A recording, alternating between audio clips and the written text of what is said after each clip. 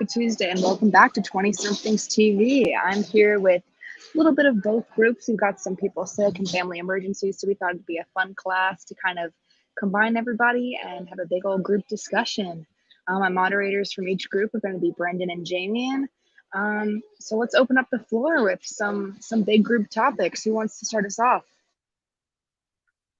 Welcome, Michael.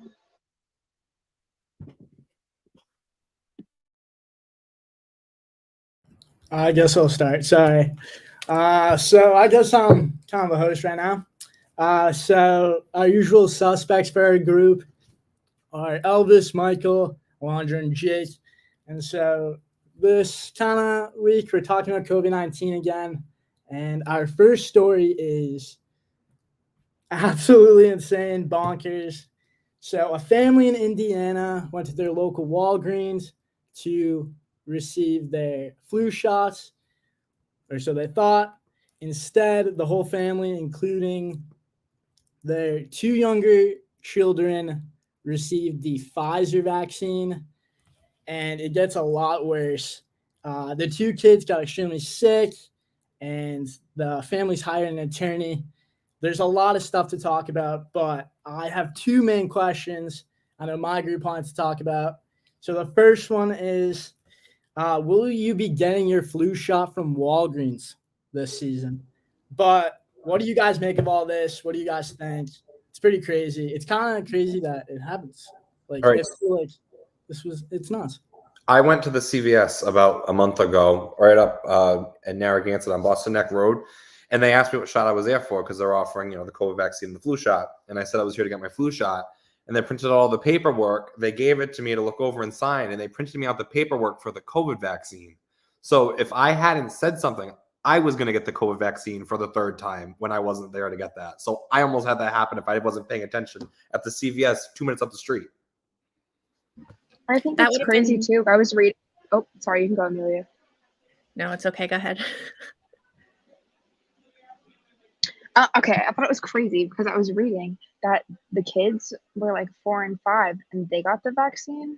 And as of right now, correct me if I'm wrong, but no vaccine is like all right for children of that age yet. So I just thought it was like very interesting that I hadn't heard about it until this group brought it up. Like, I think it should be a much bigger story because I think that people who are able to get the COVID vaccine should get the vaccine. That's my personal opinion. But they're 4 and 5. Like, that's a bad mistake.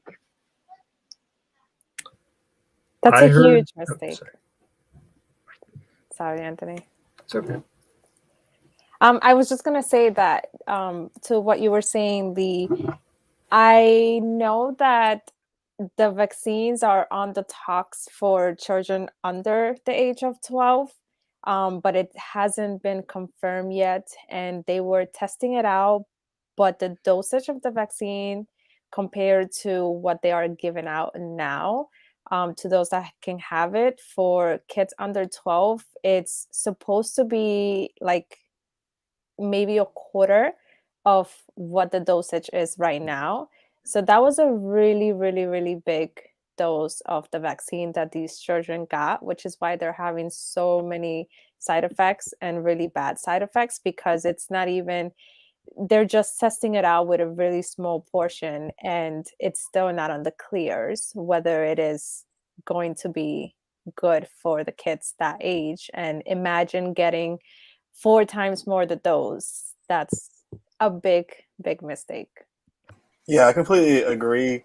Another thing I'm trying to make sense of is maybe like because these pharmacies have been giving out COVID shots all year long, they're just like, it's like muscle memory now. They just like, someone's in for a shot, okay, give them COVID, which is bad. And this might start happening at some other pharmacies, I can imagine, if this is kind of how everyone's feeling. I don't think Walgreens commented on this. I think there's a video on it that we're gonna pull up right now. We're gonna look. Walgreens gave us a statement saying such instances are rare and they take these matters very seriously. A corporate spokesperson says their multi-step vaccination procedure includes several safety checks to minimize the chance of human error, and they have reviewed this process with pharmacy staff in order to prevent such occurrences. So yeah, it looks like they do have some safety measures in place. I guess they weren't used because now we have some kids who got 3 times the amount of COVID vaccine than they were any child probably should. I think they had got like the amount that like adults are supposed to have. So when inevitably kids are able to get the shot, the amount and the dose that they're going to get is obviously going to be a lot less than what these 2 children got, which is a huge issue. So, and like Michael said, he got paperwork for the COVID vaccine. So unless he spoke up, he was going to get a 3rd shot. So I guess one thing to learn tonight is make sure you guys check all your paperwork. Make sure you're not getting another COVID dose. Unless you're like me and you got Johnson & Johnson, then you probably need like 6 of them. You'll have great thoughts next week. I'm kidding. Sorry. Did I? From what I could read, it didn't say. It appeared the parents hadn't already had the vaccine. Yes, I they read that did. They'd already gotten it, so that's like Yes. our 3rd vaccine. So I wonder if that will have any repercussions. I mean, Well, what is in a booster shot? Like, how much of a dosage is the booster shot that they're giving out to people right now? Does anyone know? I'm not sure. I'm not sure. The article said, I think, that so even though the kids got more of a dose than they were supposed to get, I think the article said that it all equaled up to about like the 2 shots plus a booster for the kids, which is still kind of bad. This whole article is like kind of off-putting because everyone there is just like, you know, oh no, the 5-year-olds are doing really good with the COVID vaccine that we've been seeing in this stuff so far. And then this one says here, Dr. Peter Hotez, he says they will probably be okay. They will probably do okay. And that's not very help. Not reassuring. That's not reassuring at all. Sure.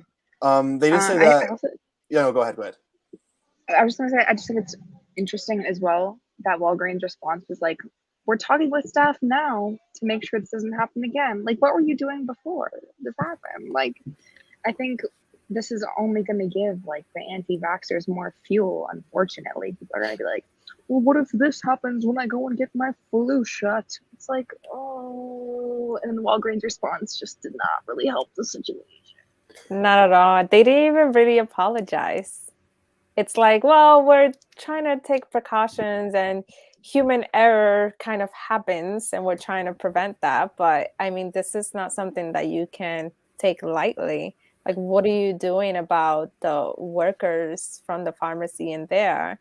I mean, there has to be consequences because you don't go to your doctor for a checkup and just because he's been working there for a while, he's going to be like, oh, you just have a cold, go home. Like nothing. He needs to evaluate, he needs to check up. So they need to look at the paperwork same way that every professional in the medical field has to do.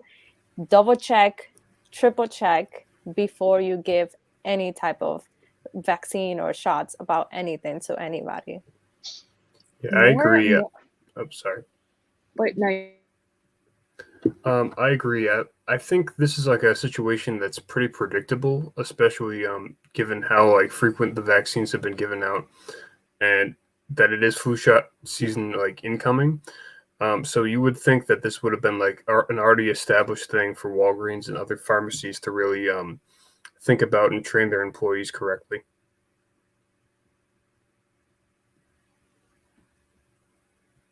Okay, so our next topic for today is about Van Gogh's art piece called, it's called Wheat Stacks is being sold for millions of dollars. It was originally seized in World War II by Nazis. What do you guys think about this? It's being sold for like $20 to $30 million, which is a lot. So what do you guys think about this? I think it has a very interesting history, just like everything that led up to this moment. And I think it belongs in like, in a museum, essentially, just the whole story behind it. I think it's also like a big testament to how important like art is like without history and within culture. As I was like researching, I was reading about like kind of the most important art pieces that were seized by the Nazis.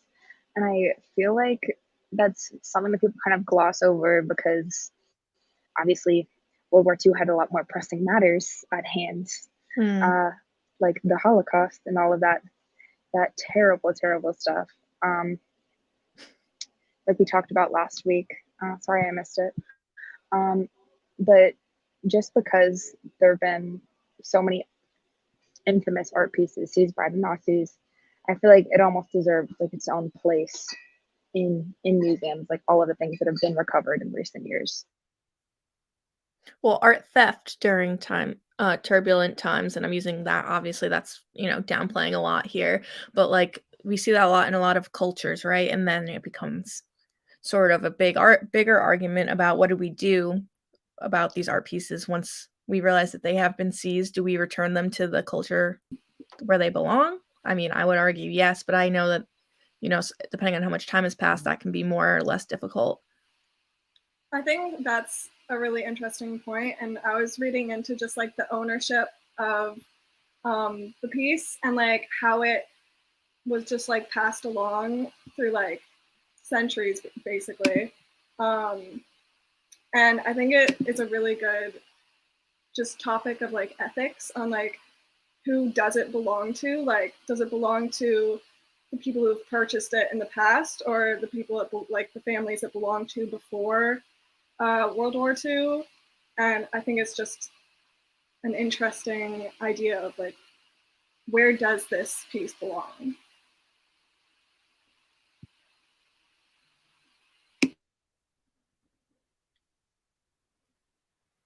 I mean, personally, I think it should go to like the person who purchased it in the past, and if not, then they could go to, I guess, the heirs of Van Gogh. Does he? I don't even know if he has any heirs, or donated to a museum rather than being sold for millions. Yeah, it's an interesting topic because then you have because you could say it could go back to the previous owners, but then another argument could be made that it could go back to Van Gogh's heirs if there was any, because like the creator. Obviously Van Gogh died, and like a lot of his work probably was like taken by other people and like sold and stuff. So it's like it's a whole other interesting topic that you could delve into, basically. I hope it goes to one of these proper parties instead of someone outside of that. And our next topic, we're talking about Dr. Fauci. He said some controversial stuff. He said that trick-or-treating is safe this year. Obviously, there are many concerns as there's more variants and kids aren't vaccinated. So I want to get what you guys thought, but I also wanted to ask you guys, what was your best Halloween costume? Not like your most favorite. I want to know your best. Mine was my mom made me an Indiana Jones costume, and she like knit like a satchel. It was unreal, but yeah, it's open to the floor. Well, October is my month of being sick, like every single year since I was a little kid. I've always been sick on Halloween. It's just how it is. But this year's one of the first years I'm going to actually dress up because I'm hoping I'm not going to be sick because I was sick last week. And I saw an ad on Facebook for a costume, and I bought two. One is an iced coffee, and the other one is a hot coffee. This is what I'm going to be for Halloween this year. It's your brand, Michael. Wow. It I'm is. glad you could find something that expresses you so thoroughly. I'm always. Who else? So because of the Fauci stuff, I think why he said it's safe this year is just because everyone's outside, and because COVID spreads less outside, it's safer. But also with younger kids who aren't vaccinated, it probably doesn't matter too much if you're outside or not at the end of the day, especially when you're going to people's houses and there are adults who may or may not be vaccinated who could spread it to younger children. And my best costume was, well, for a long time, every Halloween I would always be Jake from State Farm, because my name's right here.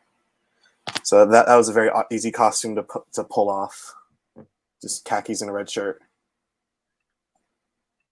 I have a picture to show if I can figure out how to multitask, which is always a struggle. This is probably, sorry, this is going to take me 18 years of my life. No, okay, I got it. Okay, I got it. This is my shining moment as a human being. How do I? Oh God. I was Jigglypuff. I had broken my arm. So I needed something I could stick the cast through. Oh God. And so I just wore like, I don't know, there's probably a puffy jacket on under that, but clearly I was loving life in my pink boots and my Jigglypuff costume. Yeah. And a fun story I have to share about this is then I got stuck in the woods. My dad went to yell at some kids who were doing bad things in the woods, and I tried to go after him, and I got stuck because I was a foam Jigglypuff in the brambles. What were the kids doing in the woods? You know? What was it? I was clearly young. I don't think I would have known. They could have been like, But if you had to guess, what drinking, getting frisky. We'll never know. Okay. I won't know. I was stuck in the woods and they left me behind as they chased each other, and I was just chilling. I remember sophomore year, that was my COVID year, like before COVID happened. So it was like one of the last like big Halloweens. And my teacher made us have class on Halloween. And it was one of those film history classes that went until like 9 p.m. And I was like, this does not sit right with me because Halloween is my favorite holiday. That made me so upset. But I wore a costume to class. I was Dustin from Stranger Things. And I wore it proudly. And nobody else was dressed up because it was a Thursday. And I was like, we shouldn't have class right now. Your kids are at home resenting you. Just kidding. They probably weren't, but that's what was going on in my brain. I wonder if kids will wear masks with their costumes. Sorry, I have a question. I'm going off on a tangent. I'm sorry. We're never going to talk about the actual topic. When I was a child, and I'm sure all of us are around the same age. Amelia, you're close. We'd always wear our Halloween costumes to school. Like, you know, when we were like in 2nd, 3rd, 4th, 5th grade, whatever. So my dad works in a school. He's a principal. And I asked him this year, I said, are the kids allowed to wear costumes? He's like, Michael, they haven't worn costumes in a few years. Like, you're allowed to wear orange, but you can't wear a costume. Did anyone else not get to wear a costume? Like, was I lucky, or have times really changed that much? What grade is this? He's at a 4th and 5th grade school.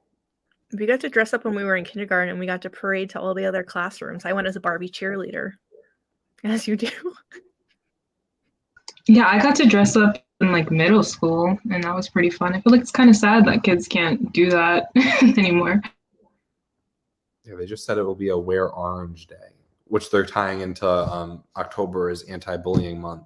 Okay. Like bullying awareness, and then like Unity Day is supposedly roughly around that time period. So orange is the color you wear for that. So they're using that as the you can wear orange. I don't know. It's odd.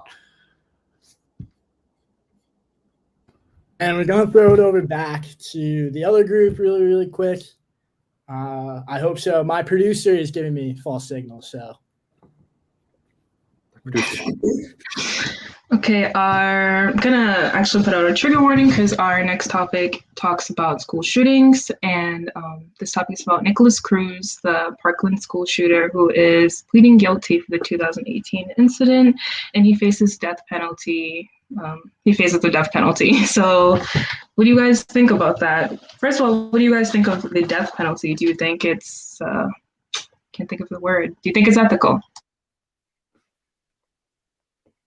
No, I would say not.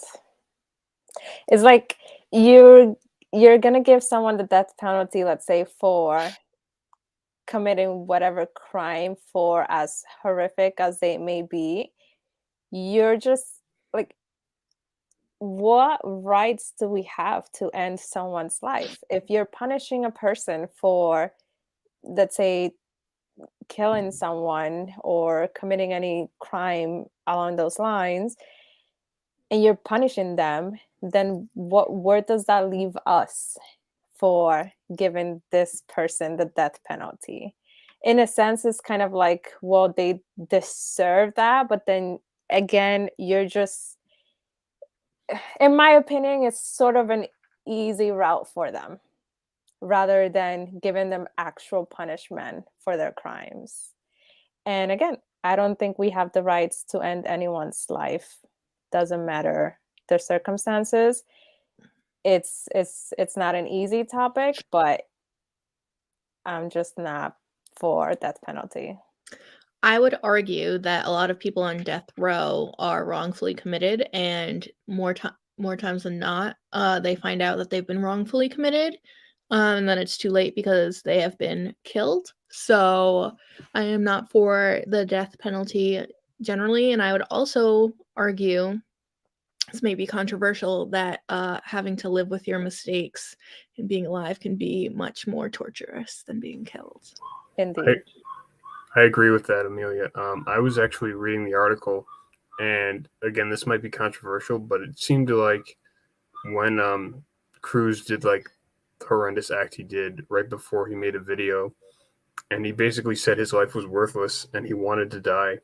So basically, giving this guy the death penalty would be like giving into what he actually wants. Mm.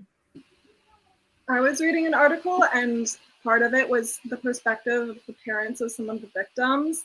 And there were definitely some on both sides, like some who wanted him to be given the death penalty, but there were also a lot who would be much more, who said they would be much more satisfied with a life sentence. So I think that, not that it'll affect the outcome, but I think it should be taken into account.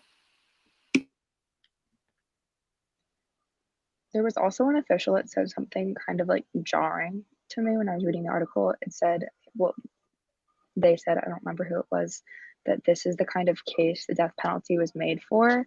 And I feel like that mentality is like kind of scary within like the Justice Department. Obviously, with cases of wrongfully convicted people, that's scary as well. But obviously, we know that Nicholas Cruz like was the Parkland shooter. Right. But I think that a lot of parents, like Ellie was saying, have said that a life sentence would be, I think, more fitting, just considering the severity and the horror of his actions. He should never be walking on the street. And yeah, when I was arguing against the death penalty, I would argue that, I mean, this guy, we know he did it. There's no qualm here. Hi, Keith. Bye, Keith. But like, I lost my train of thought. These parents, these families, like I put myself in that position, which is something that, I can't do. Like, I just can't put myself in that position.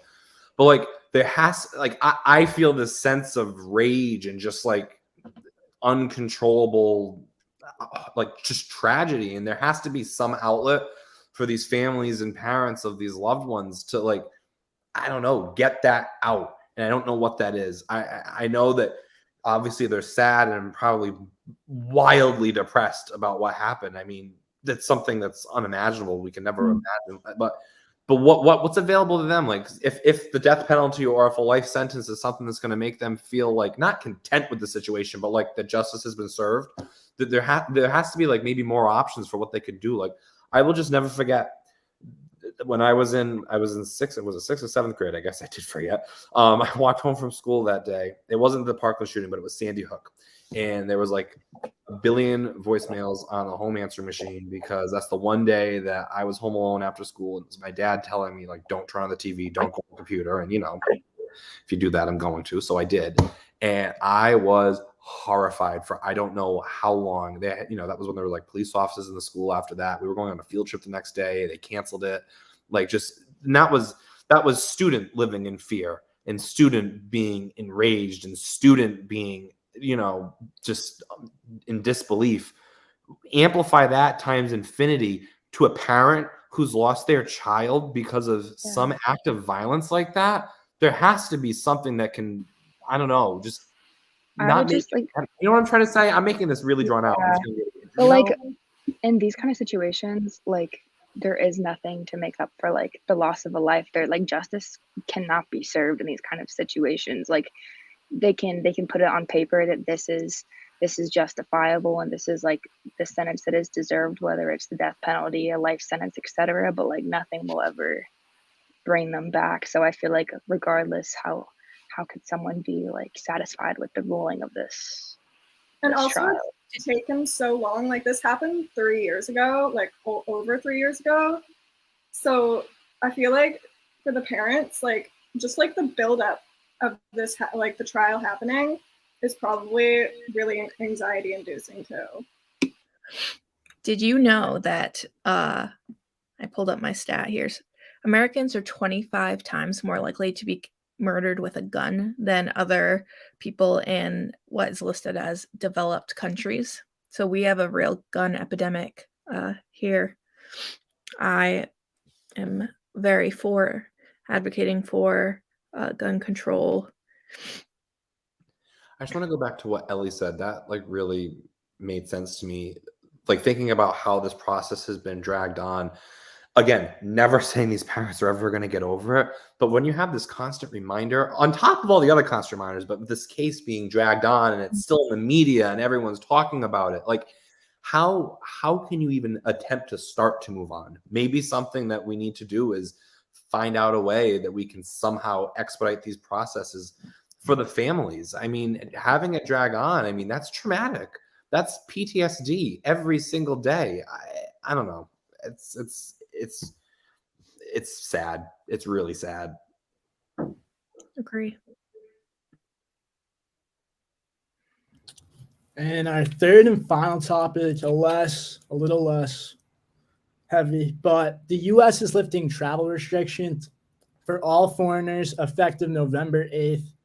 And do you think like this is gonna do anything? Like it's been 2 years, and I just want to know, what do we think about foreigners? Well, do you think you're gonna travel too? That's another big question. Do you feel safe? Floor is open. So I've traveled.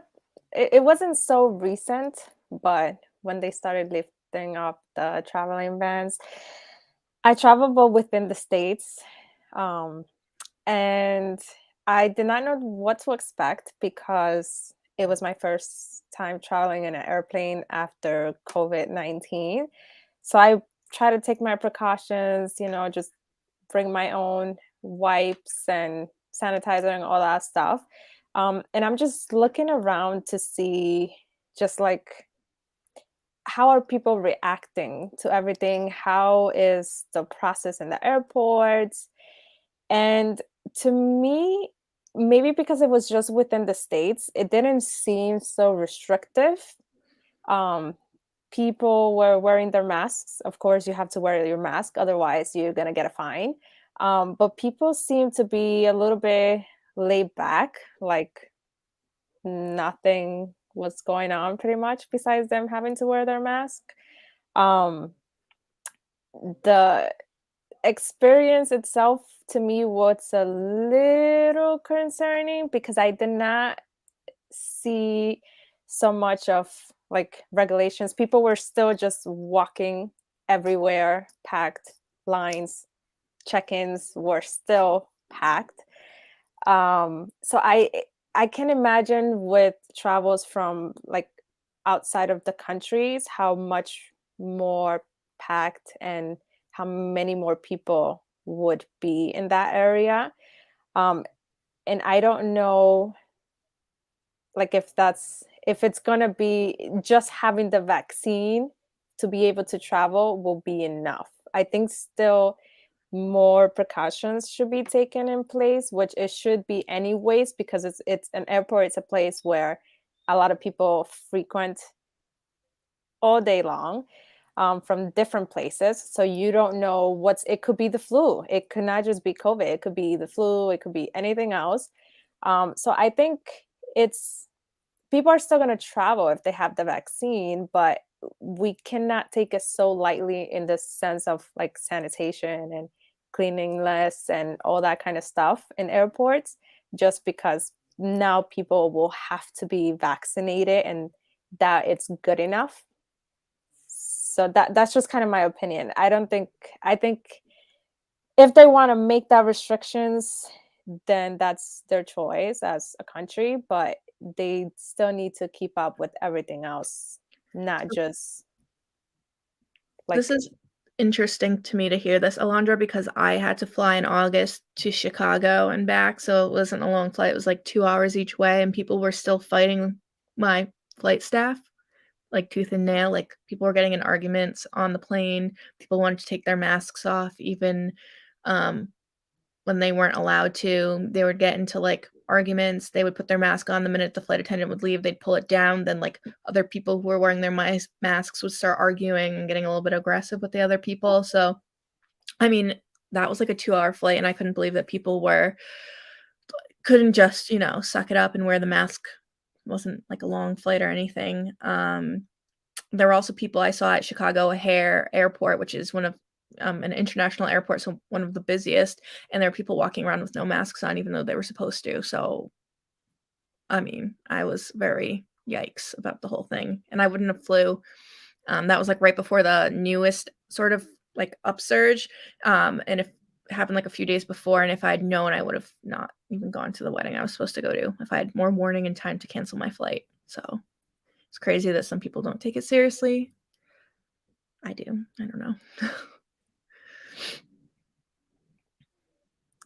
And like we see it now, how you go into places and like, oh, if you're vaccinated, you don't have to wear a mask, or if you are not, then be sure to wear one. And then it's only a matter of time before the airport starts lifting up restrictions, just as the country is already doing with travel bans alone.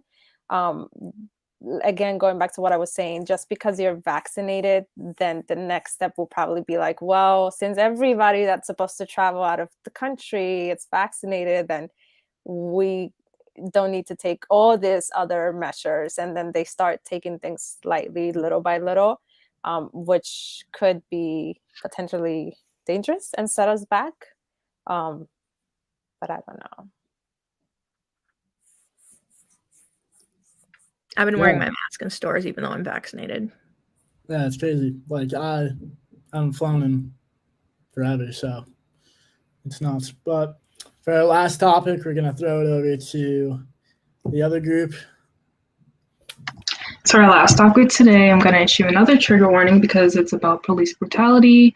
A Louisiana woman named Chantel Arnold was attacked by a police officer shortly after being attacked by a group of boys. So she was walking home and 2 or 3 boys attacked her. I'm not sure why, if they just thought she was an easy target.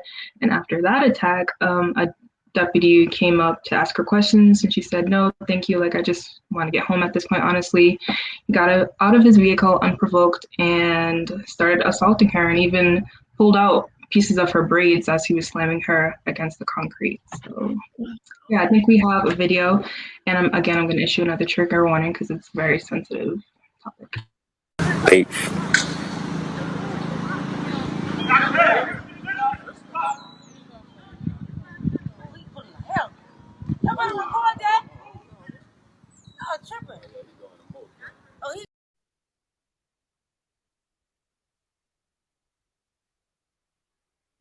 So yeah, that's the video. And remind you, this woman is the victim of a crime and she gets treated like this. So what do you guys think? It's unacceptable. I just don't understand how many times things like this have to happen. It's been ongoing for a long time. How long are we going to excuse white people in power? I just want to know. It's embarrassing. It's horrific. We have a serious racism problem in America. I'm not saying other places don't, but like police brutality, these are the people who are supposed to be protecting us, and they are hurting us, and it's one for all and all for one. So no. Just speaking of like they're supposed to be protecting us, they're doing like an investigation, like the sheriff's office is doing an investigation into internal affairs and just like this instance. And I just feel like they're doing the investigation on themselves. Like they're obviously going to try and protect themselves. So like who's supposed to protect the public from the people who are supposed to protect the public? I saw something from that investigation where they're already they looked into that officer, and they looked at the amount of people that he shot in the past, and 75% of the people he shot happen to be black, and the majority of people in that area are white. So it's So sick. how's he still a cop? That's Um, disgusting. I was doing a project for one of my classes some time ago, and one of the things that I was researching is how we have for certain communities, it is hard for police officers who cannot relate to the population that they're giving the services to be able to relate to that population and kind of like know how to speak to a person who is seeking help or attention from an officer for whatever reason it is, and sometimes creates situations to escalate more than what they should. And sorry, I need you to go back, Alondra, I'm sorry. How do you not relate to another member of the human race? So this is just what I was kind of researching about, which is not, to me, is not a justification whatsoever, but this is what they were kind of using in a sense of like how can we improve for police officers to understand that they need to know the population that they're working with regardless of what race they are.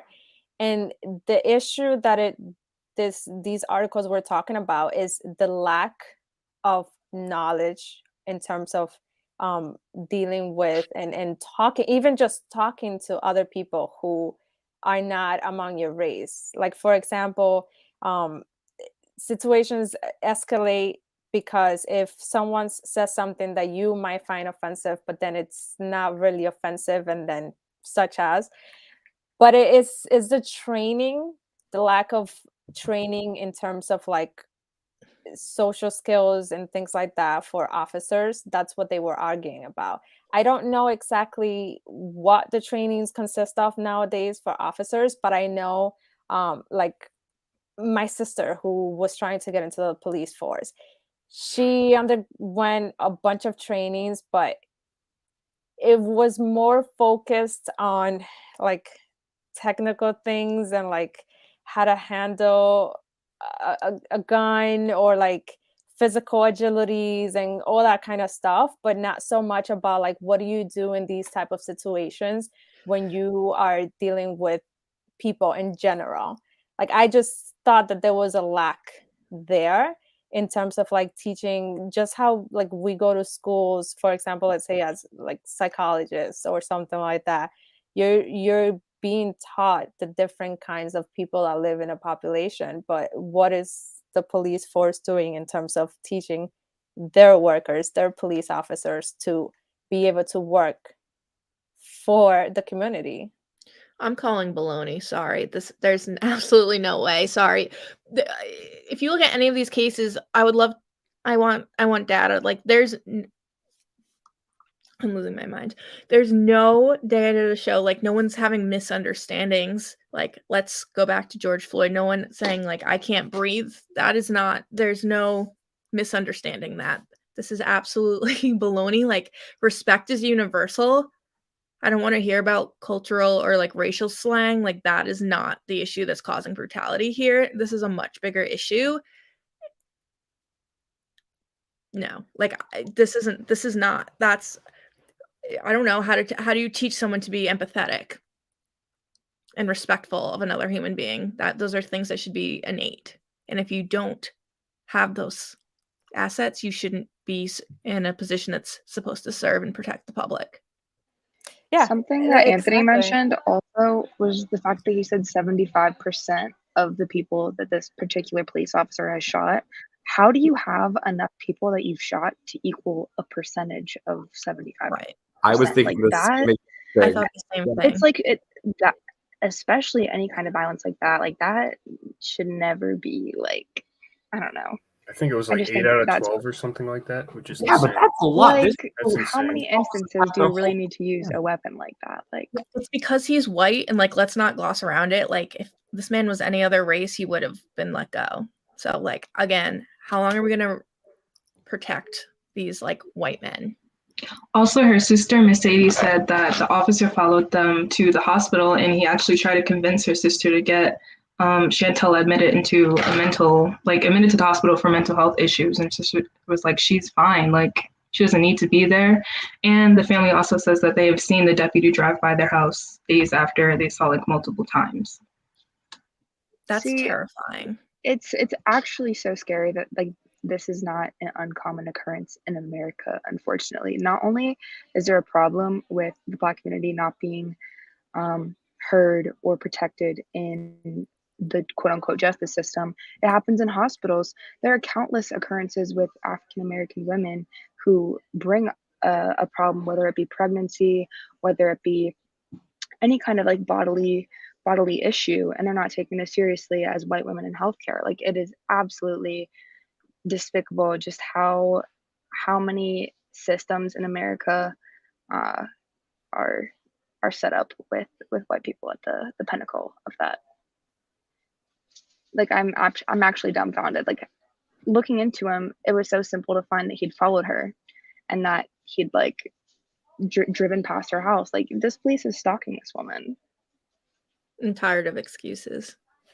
There are none.